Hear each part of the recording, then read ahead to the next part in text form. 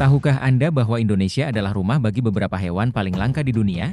Dalam beberapa detik ke depan, Anda akan mengenal mereka lebih dekat. Komodo, raja kadal terbesar di dunia ini hanya ditemukan di wilayah tertentu di Indonesia.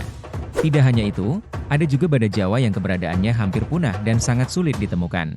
Beruang madu Kalimantan, dengan tubuhnya yang kecil dan bulu lebat, juga merupakan spesies terancam. Di perairan Indonesia, dugong atau ikan duyung berenang dengan anggun, menyembunyikan dirinya dari pandangan banyak orang. Orangutan Kalimantan, dengan kecerdasannya yang luar biasa, terus berjuang melawan hilangnya habitat. Setiap spesies ini memiliki cerita uniknya sendiri dan membutuhkan perlindungan kita. Mari kita jaga kekayaan alam yang luar biasa ini. Suka dengan konten ini? Jangan lupa untuk subscribe dan share.